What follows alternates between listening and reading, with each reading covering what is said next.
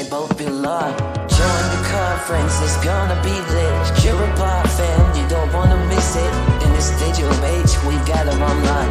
No need to travel, no waiting in line. From the comfort of home, our passion tastes like. Afraid we divide us, but our heart bars are right. Can't attend live, don't let it dismay. Plays on the way, just a click, no delay. Curicon, the future's awesome. We're writing, teaching, they both belong. Join the conference, it's gonna be lit.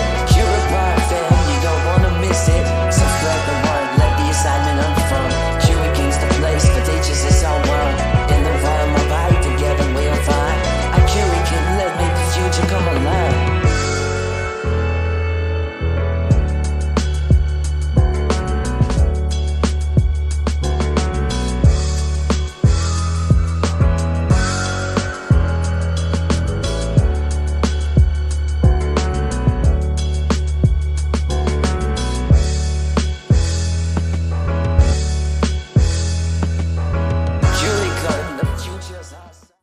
Welcome back to day 3 of Curicon, our AI Leadership Day, the pinnacle of our conference where we delve into the intricate intersection of education, leadership, and artificial intelligence.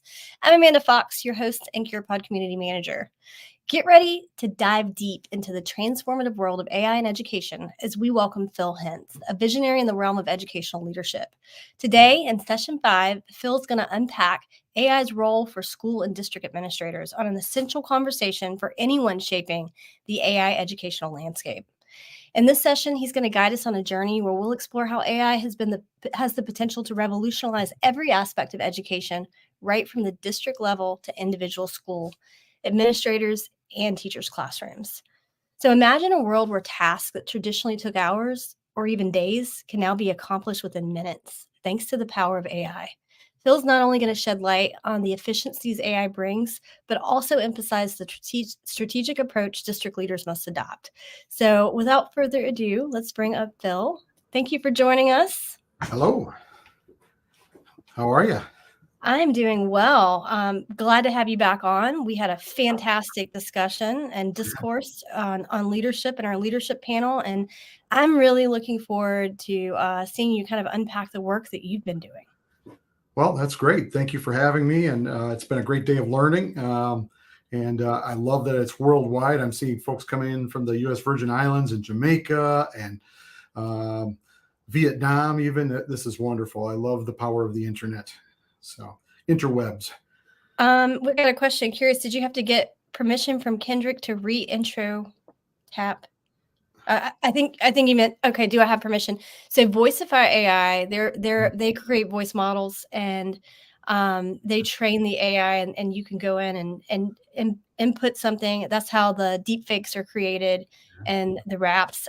Right now, legislation's out. I don't know what the future is going to be for policy around that, copyright law and stuff like that. But right now you can use it. You can create your own. They have Elton John in there, Michael Jackson, all kinds of awesome people. But back to Phil. One of my favorite artists, Howard Jones, from the 80s. He's actually he's 68 years old, and he's at the forefront of AI with his voice. He's allowed it to be used in AI. He's definitely a person who shares. So, it's going to be up to the artist, I think, too. Yeah, I think that's what it's going to come down to. I mean, we already have a lot of litigation around ChatGPT and OpenAI. I think the author of Game of Thrones, Mm-hmm. I know he's suing them for some fan fiction that was created. They finished writing his books, and honestly, I kind of want to read them. All right. Well, what's the best way for me to throw up my there, you're doing it already for me. Yep. Magic. Going to go ahead and pop that up there for you. There it is. And all right. I'm going to pop down backstage and give you a full spotlight. So. All right. So what's the best way for me to advance my slides? Well, I'm in it. Because by the way, I decided to take my slides and Curify them and put them through Curipod. So I just wanted to let everybody know that that's a wonderful tool. And so I'm still learning it myself, but I thought I'd give it a shot for this presentation. Why not use Curipod for my presentation? So, well, thank you for being brave and using the Curify feature. So you should be able to click on your presentation, and the little person icon down at the bottom will allow people to join. Yeah. All right. I think I'm going to have to put that as a separate screen now that I'm seeing that. So that'll take me just a minute here. But all right. Well, I am Phil Hintz. I am the CTO, brand new CTO for Niles Township School District 219 outside of Chicago. And when I say brand new, this is my 31st year in education. So I'm not brand new to education, but I'm brand new in this role. And we, as a school district, are working to embrace AI. And so that's something that's been really important to my district leadership. AI, once it's been invented, you can't uninvent it. You can't take it back. It's out there. And so we need to find ways to responsibly use it and be able to responsibly teach our students how to responsibly use it as well. So, we're looking at what does that mean for a school district? Because every day a new tool is coming out. So I'm going to advance my first slide here and give you an idea that when I say every day a new tool is coming out, I have teachers coming to me and asking me a lot about, should I use this tool? Should I use that tool? Or I'm afraid to use this tool. And, how do I go about this? Or is it okay if I use this tool? And I also want to get my teachers, comfortable with the idea that AI has been around for a long time. AI, as a slide shows here, we've been consuming it for many years. The term artificial intelligence was coined back in 1956, well before I was born. So AI has been around. It's been around our lives. We've been using it all around. So once I reassure our teachers and our staff and our administrators that, it's not something that was just invented 328 days ago, according to Carl Hooker, is when ChatGPT made its way on here onto the world. It's been around for, AI itself has been around for a long time. So I think it's important for teachers to understand that. But with that being said, the AI that we use in our day-to-day lives is a lot of times is consuming that AI. But now we have the option to be the creator of AI and creator of content utilizing AI. And ChatGPT, as you saw here back in May, reached over 1.8 billion users in May, and they're well probably a couple billion now. So I'm just giving you some stats from there, but just to give you an idea how that compares to even Netflix, which we showed a couple slides ago. 3.5 years it took Netflix to reach 1 million users, and when ChatGPT was released in 2022, almost a year ago, almost got a 1-year baby here, it reached 1 million users in 5 days. Of course, Threads, when it came out, that's arguable. It reached 1 million users in 1 hour, but when you think about it, it's they just tapped into their Instagram users and there they go. So I still think ChatGPT is probably one of the leaders out there for sure. So the biggest thing I try to do is make teachers comfortable and make our administrators comfortable with the idea that AI is here to stay, and we need to learn together to use it. And so I'm going to pull up this quote here from Karim Lakhani, who is a professor of business administration at Harvard Business School. And he said this quote: "Artificial intelligence won't replace humans, but humans with artificial intelligence will replace humans without artificial intelligence." So that makes it incumbent upon us as administrators in schools, but also as teachers in schools, to equip our students with the ability to work alongside artificial intelligence and use it as the tool that it's meant to be used as. It's just a tool, just like a pen, just like a pencil, just like the internet. When the internet came out, that's another tool. Artificial intelligence is just the latest generation of tools at our fingertips, and we will work better with tools than without tools. So I really try to make our teachers understand that we're not going to replace you as a teacher. You're not going to be replaced as AI. In fact, we need you even more now with AI.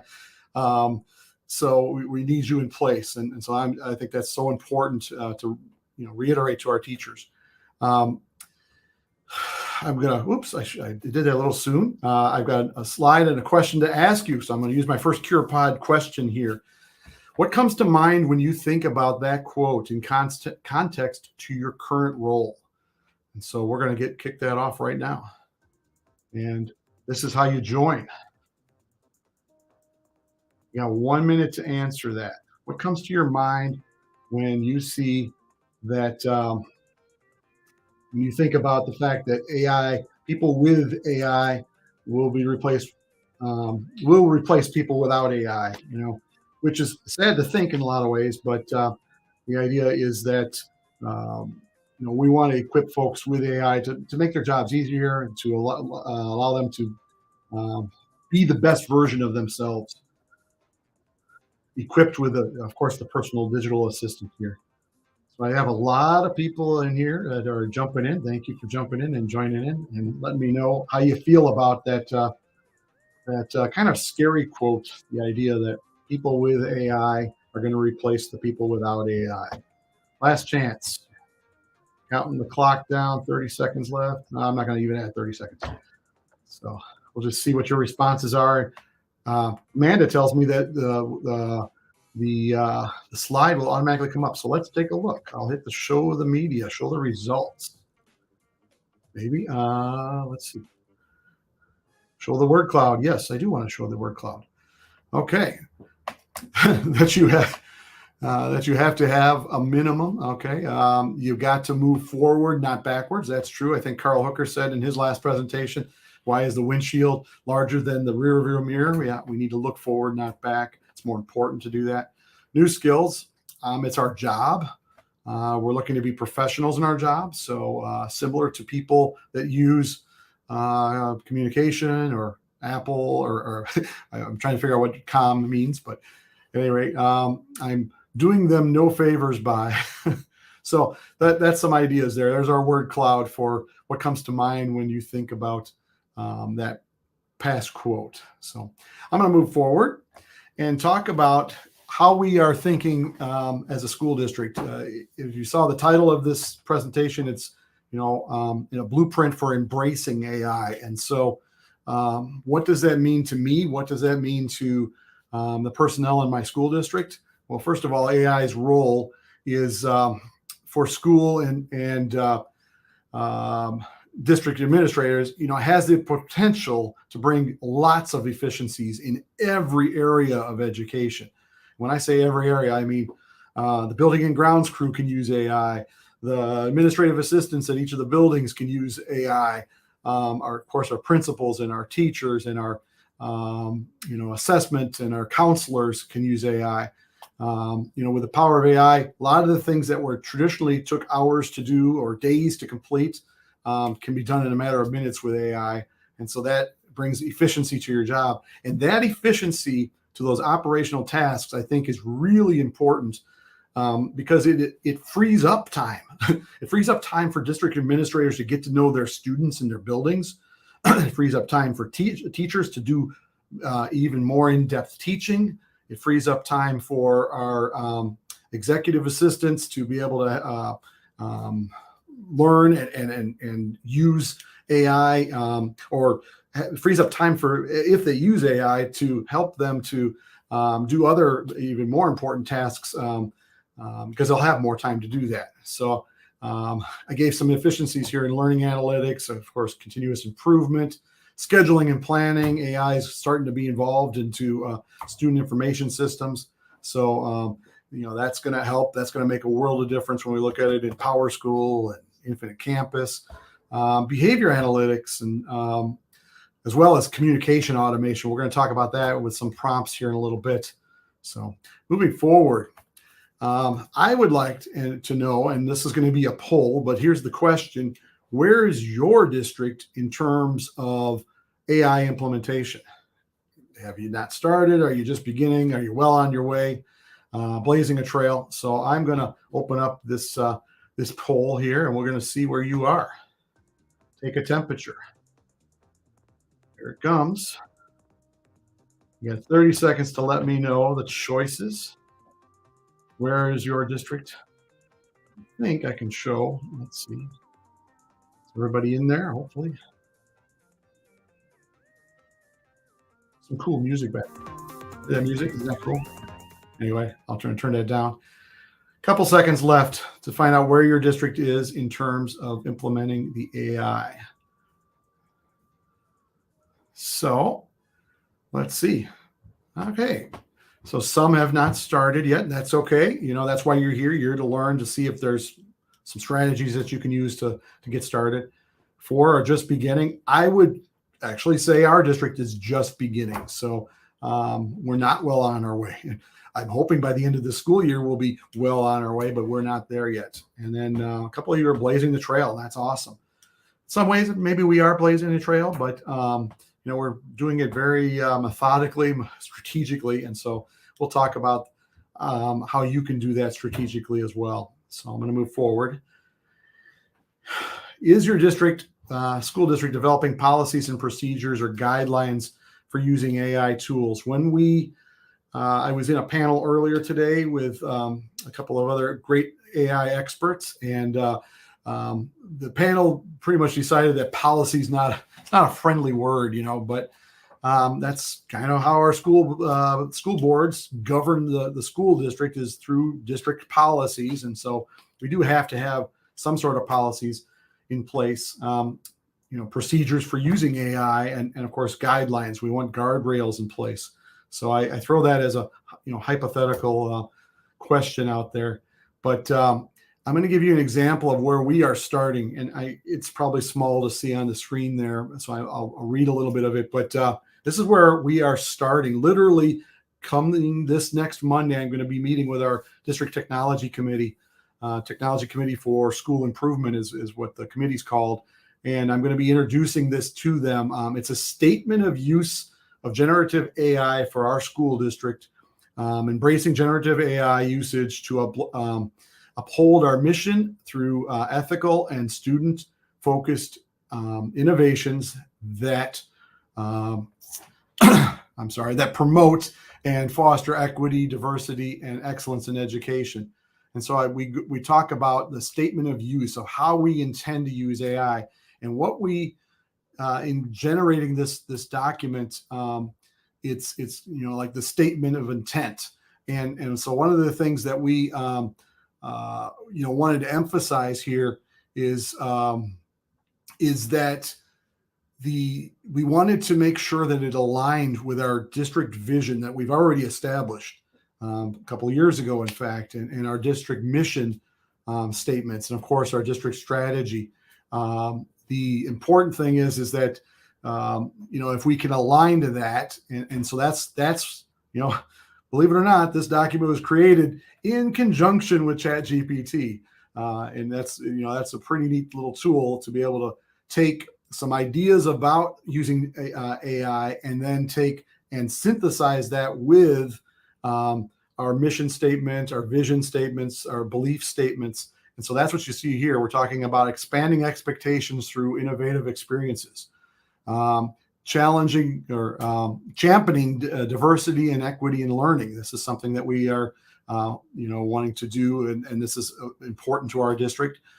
Empowering educators to foster student services, and then collaborative environment with community stakeholders, and fiscal responsibility in educational excellence. Those are some of our main values. How are we going to use AI to do that? And that's what this statement is doing. This is a general statement of utilizing generative AI in the school district. So I'm hoping our committee will take this and dig deeper and make even a more appropriate document that we'll be able to eventually have our school board pass down the road.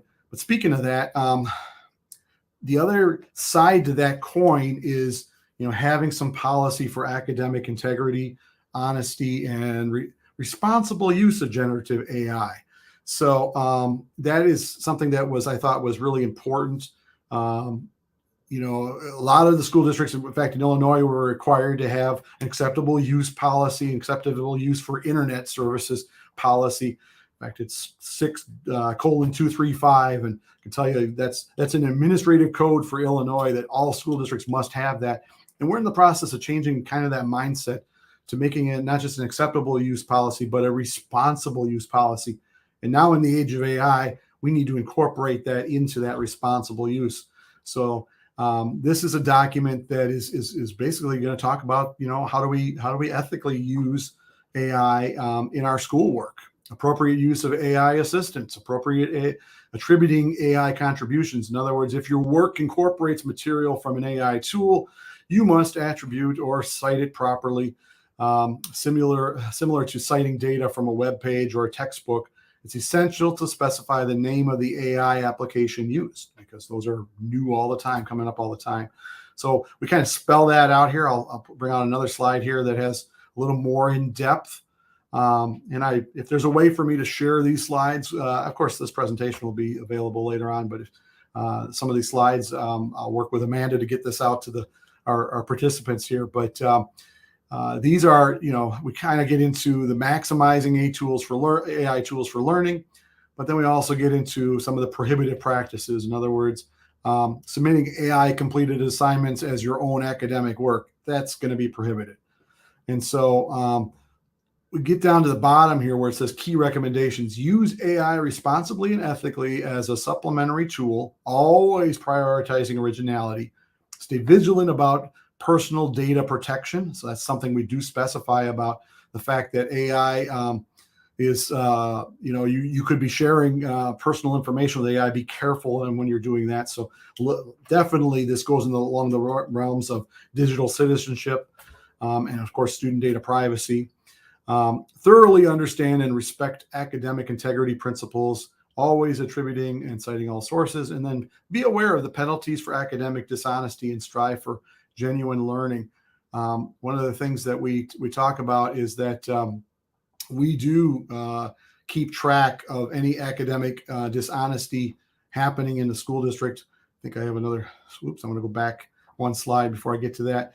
That we actually, if a student is caught cheating, if you will, we do have, we keep a record of that, and it will be no different with AI as well. If they're caught not doing this and not following these recommendations, we're going to not punish them, but hopefully make it a teachable moment to make them realize that, this is a new world you're living in, and this is what's going on. So I'm going to go a little bit further. I'm going to check the chat here. I see some people talking, and I just want to say, is AI limited to certain grade levels as well in your district? That's a good question. My school district in Illinois is crazy this way. We are a high school district, and so we are grades 9 through 12, as well as transition programs for our special needs students. So, but there are other districts that are K through 12 in Illinois. There are other districts that are just K-8 school districts or pre-K-8. In our case, we're high school. So, we're these students are the ones that are going to find ways to find the loopholes in AI and utilize it all the time. So we need to have some guidelines or guardrails in place to help them make good choices when they are utilizing AI. Speaking of that, I'm going to move forward and show you and share with you a document that was shared with me by the Agua Fria School District. And this is, I call it a great example of a cheat sheet for acceptable use of AI. This school district has done a really good job, and Mr. Hooker was sharing some stuff from AJ Giuliani as well, and kind of the red, yellow, green, the stoplight process of how you're going to incorporate AI. And the only thing I would change on this page right here, as I mentioned before, is that it, instead of having a smile on the red bot, I put a frown on the red bot. I put a straight face here on the yellow bot, and of course, a big smile on the green bot. And what I said in the earlier panel is that we want to make sure that teachers understand that AI is not something that's necessarily an expectation that they be utilizing in their classrooms, that it's okay to not use AI or to not allow AI for a certain lesson. And that would be a red bot lesson, if you will. Student use of generative AI is not allowed and will be viewed as cheating. So it's okay. I want our teachers to understand that it's okay to take a stand on a particular lesson, that not all lessons are an AI lesson. exact opposite of that is in the green bot here, where personalized learning, generative AI is the assignment. And I'm going to move away so you can maybe see that. And basically, it's encouraging students to use AI on the assignment. And of course, the yellow bot puts it out there that says generative AI can be used to assist in the creation of content, just as you would use a student peer, a student assistant, or a tutor. And you could utilize AI in that way to help you with your lessons. So I thought this was a very simple way to look at things. And so I want to give credit to Agua Fria. They're out of Arizona State. And I thought this was a great tool. So obviously I want to cite where it came from. So moving forward, Michigan has just started. I just found this resource literally last week. Michigan Virtual Schools has put together an AI integration framework. And what this is and I've included the link on the slide here. And if we clicked on it, it would take us to the actual guide. It's an AI guide for integrating. But what I loved about this is the 3 columns represent where are you at in integrating AI into your school district. Are you investigating? Kind of goes back to our question earlier. Are you implementing AI? Are you innovating in AI already? And then on the other side here, basically, it divides it up into the different areas of a school district. In other words, the leadership and vision of the school district, the policies and ethical and legal considerations of AI, the considerations of AI in instructional frameworks, in learning assessments, and in professional learning, in student use of AI. Where are you at? And then, of course, business and technology operations, and then outreach. In other words, communication. As I mentioned before, AI can be a great tool for developing communications, particularly in emergency situations. So I love to see that this tool is a good way to guide folks into integrating AI and kind of ask some questions. I mean, it comes with some questions, and the website itself is very thorough. I'm just thoroughly impressed. If Michigan schools are all incorporating this, then maybe Illinois needs to be doing the same thing. So at any rate, I thought this was a great tool. So tap into that. So I am going to do a little visual drawing. I'm going to use the tool in Curipod here for you to draw. Create a visual representation of how artificial intelligence can enhance efficiency in school district administration. So this is your chance to draw. Let's go for it.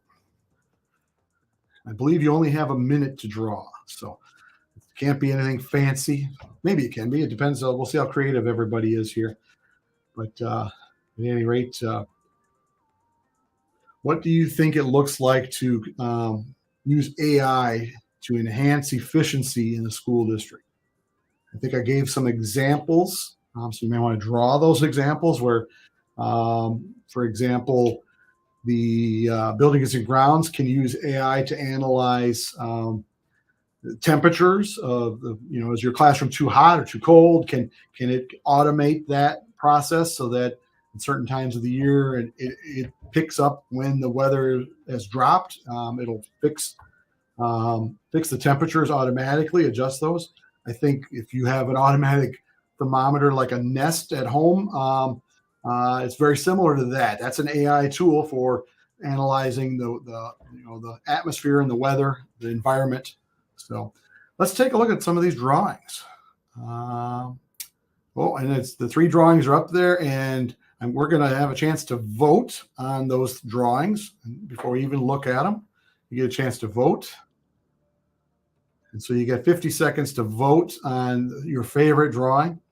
I'd like to make this interactive. I know I'm pushing a lot of information out. I'm spewing a lot of talk, and this is your chance to be kind of interactive with me. I am monitoring the chat during this time. So, and a lot of people are sharing ideas, which I love that. That's the whole point of this, is to share what's working for you in your school district and how you're on the roadmap of AI for your classroom and for your school district. So 10 seconds left.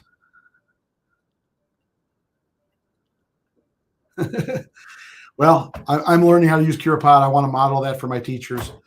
I'm a lifelong learner. So, all right, let's see. Here they are. Somebody voted for this and this and this. I would love to turn on the voices so that people could talk about their. I didn't get to finish my drawing. Sorry, I keep doing something wrong, but that's okay. At least you tried to do a drawing. And let's it says show all. Let's look at all. This is the top 3. Let's see if it shows all. I guess that's all. Well, that's okay. What is AI? At least you're using AI, the letter A there to use AI. I'm not sure what the stick person is here, but that's okay. I'm not great. We're not grading you on your creativity. At least you tried. That's where I'll grade you on.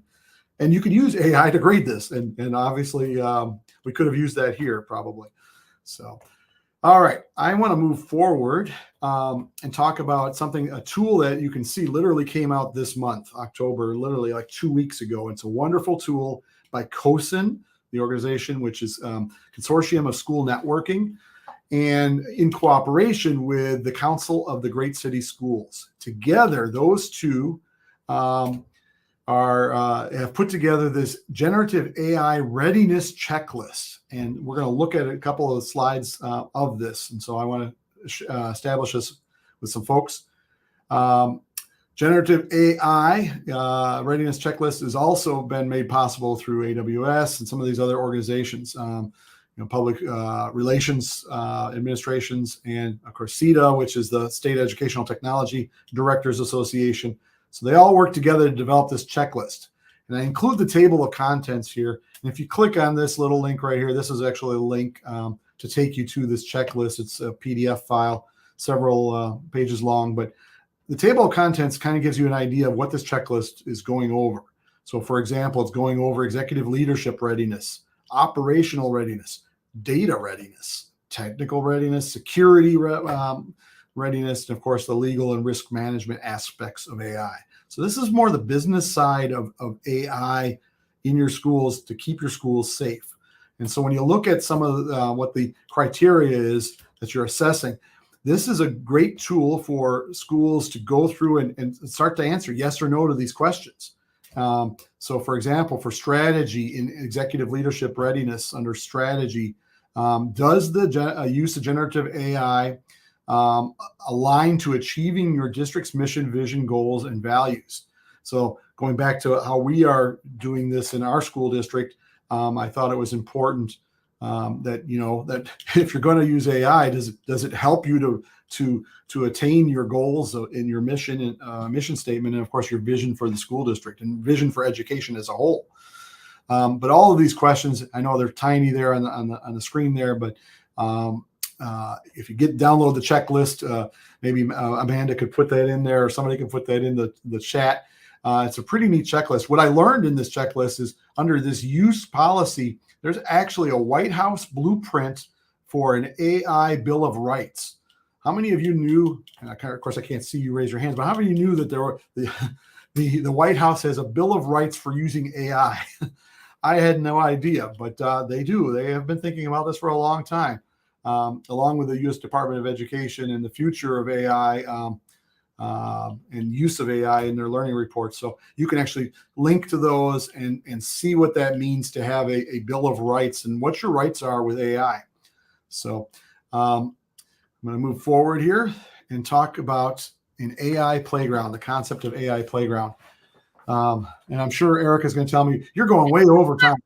I don't want to be that person. I'm loving this. But Eric's waiting to go. We're going live with the last one, but your slides will definitely be available for everybody. But go ahead, yeah, just finish up because you're fascinating. I'm going to finish up the concept of AI playground. Literally on this Friday, we are going to have our first Teacher Institute day, full day dedicated, no students there, just all teachers. And I'm letting loose. One of our sessions is going to be an AI playground where we let loose and have teachers create Curipod accounts and magicschool.ai accounts and ChatGPT accounts. And then we're going to guide them on how to use some of those tools. And so, and give them some queries. So I'll give you an example of, and I had a question here, but we'll go past that for now. Hopefully this slide will come up. These are some of the queries that we are giving to our teachers to get them started on some ideas, and administrative assistants. So we're talking a lot of different folks are going to be in this room as far as the school district is concerned. So, write an email to parents letting them know about the school open house event that is happening on such and such a date. Write it to be inviting so that they will want to attend. Did you know you could use ChatGPT to put that exact prompt in there and see what happens? And then you could drill down a little further and specify what your school name, district name is, and maybe who the principal is. Maybe the principal's sending that communication out. So you could get AI, you could get ChatGPT to actually put that in there. Maybe write a communication for security, an incident that basically write a communication for a principal to send home to parents informing them about a weapon found on school property. Reassure all students are safe, and provide some next steps to ensure students safely remain a top priority, or safety remains a top priority. So you can get ChatGPT to do that. And we're going to have some of our teachers start thinking those rounds. And so, we're going to put that at tables, and they're going to discuss, how well did the ChatGPT actually create that resource that you were asking it for? And what can you do to make it better? How can you dig deeper and make ChatGPT even more strong in the response that you were looking for?